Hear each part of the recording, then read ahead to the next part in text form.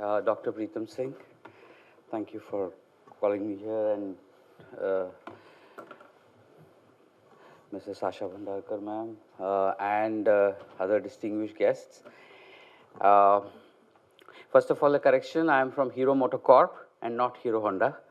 Hero Honda was there till 2011, 2010. We separated. We are a 100% Indian company now, and we are proud to be one.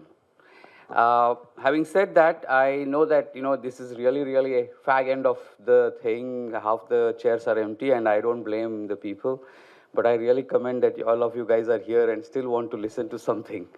I'm not going to tell too much of theory because I'm assuming that during the course of the day you would have heard a lot about it.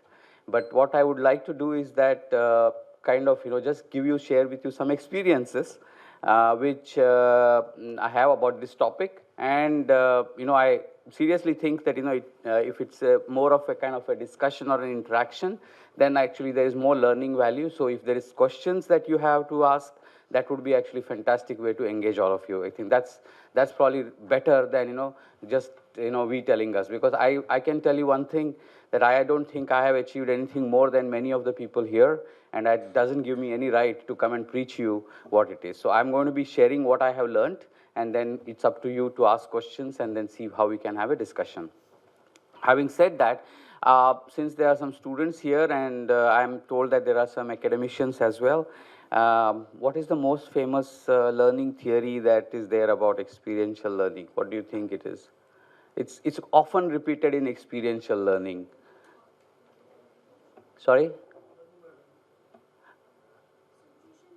No. Experiential, the topic that we are talking about. It's basically the McCall and Lominger theory, 70-20-10.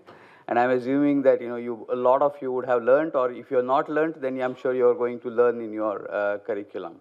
Basically says that 70% of the learning, whenever you talk about learning transfer, why are we in business, right? As in, why are you in management and business education business, and why are we in terms of business of creating leaders? Because I think it's my role in human resources, it's actually my role to create leaders for the organization that I represent. Why are we doing that? Because we want to secure the future of the organization that we belong, and you have a much bigger charter that you do. But the point is that the learning transfer becomes an extremely important topic. Whatever you teach, and as ma'am was just saying, whatever you teach, if that cannot be actually imbibed, or some change happening after the learning has come, then it's of no use. Then the effort of the person who is teaching as well as the effort of the person who is learning, it's of no use. The point is that when this particular theory basically just says that 70-20-10, 70% of the actually, if you really look at it, if you really want learning transfer to happen, 70% of it at least should come through experiences.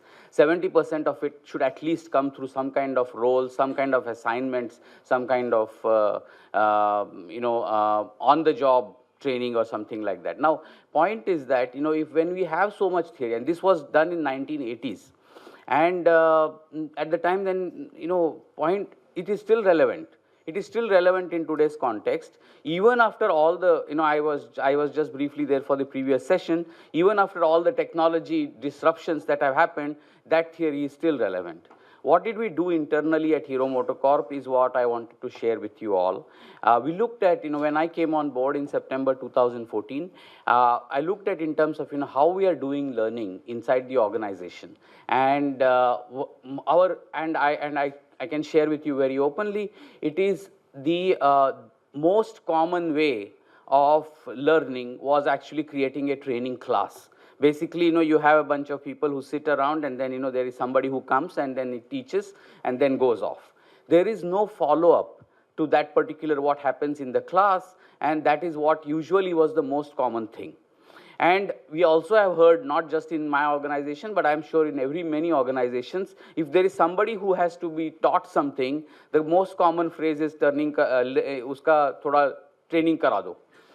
Basically, uska thoda training kara do assumes that you nominate him for some training program. The guy is going to go and sit there for 8 hours, enjoy great food, go back, and actually probably not change at all. Behaviors Absolutely not. There might be a little knowledge transfer that might happen, but absolutely no change in behaviors, absolutely no change in the skill levels if there is no follow-up that happens. So when we looked at this kind of a thing, and we spent so much money, all organizations here, and I heard John Deere as well. I saw DP is a great friend. I know that, all these organizations spend so much money on learning, but what's the use if that learning does not change the basic thing that it is supposed to do? Basic thing is change in behaviors, basic thing is change in skill levels, basic thing is change in terms of the ability of the individual to do the job that they are in. So we looked at it internally. We looked at in terms of how we are creating leaders, because when we came in and when we started, Honda was the technology partner. Hero did not own the technology that it was selling in the market. We were in 2001 the largest two-wheeler manufacturer in the world. Since then, for last 16 years, we continue to be the largest single manufacturer of two-wheelers in the world.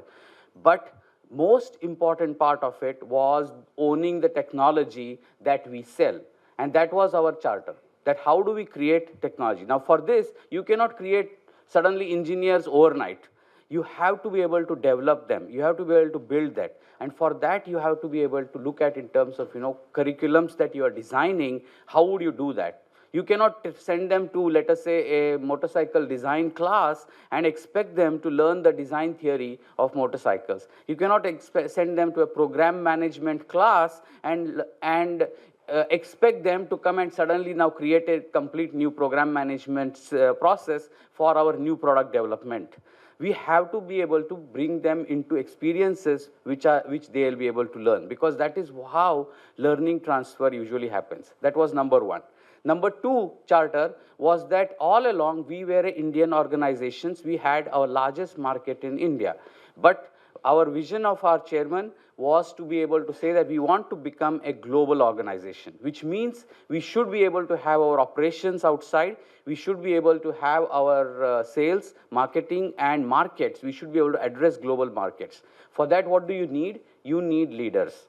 You cannot just look at in terms of, I have a homegrown company, I'm internal, sitting here and doing well. My customer is next door. I open the door, I see my customer. So I don't need to really learn more about who my customer is. But in this case, we manufacture our product here and we sell in 34 different countries today.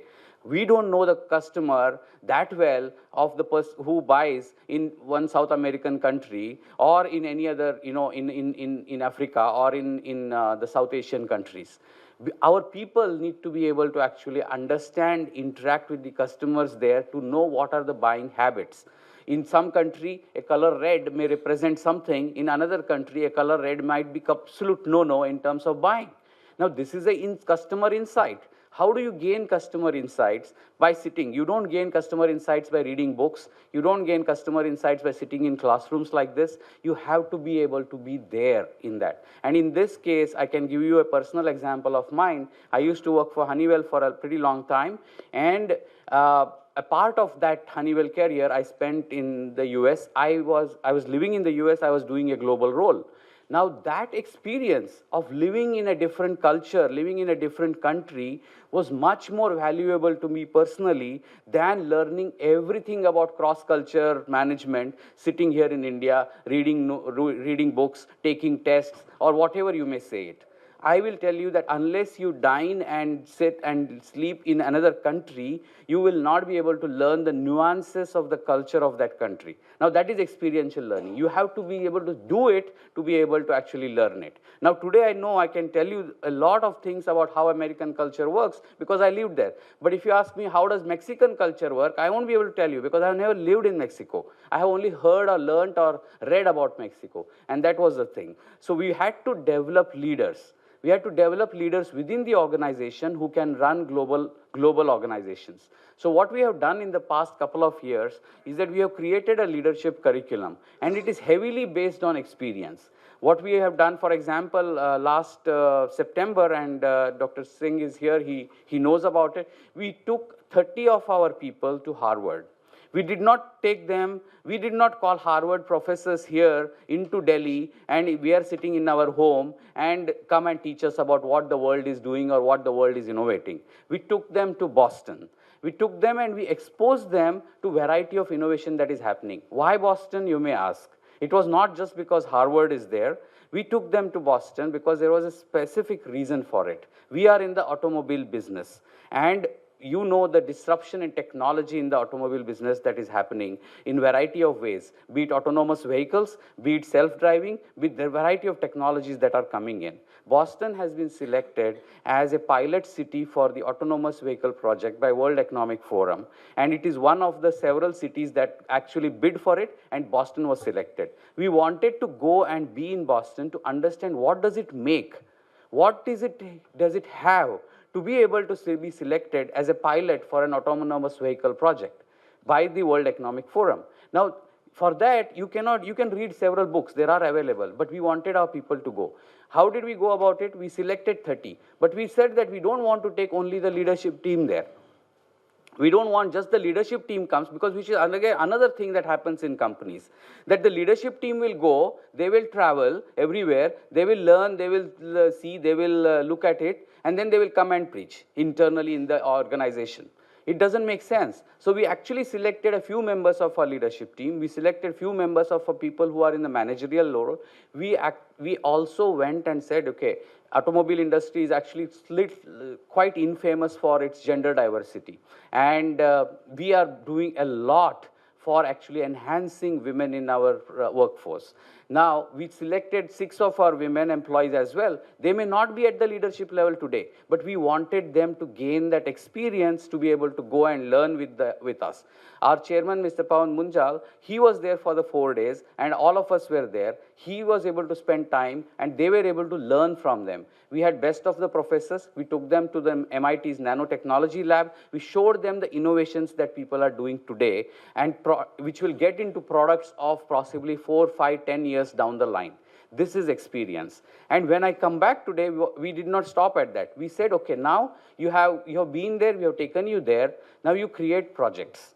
You look at it in terms of saying that, okay, you learned something there that you did not get to see here. Now you start doing projects. And we now have a monthly project review. We called it as Inspire to Imagine. And that projects, we created 4 of them. 4 large groups of projects have been created, and they are reviewed. So, and the people who are working on the projects have all the resources, they have all the time that they need, they have all the budgets that they need, and that is important. They are not related to their day-to-day work. So this is what about experiences. You can only learn if you're doing something different. We looked at a couple of other examples. I can talk if there are more questions related to this.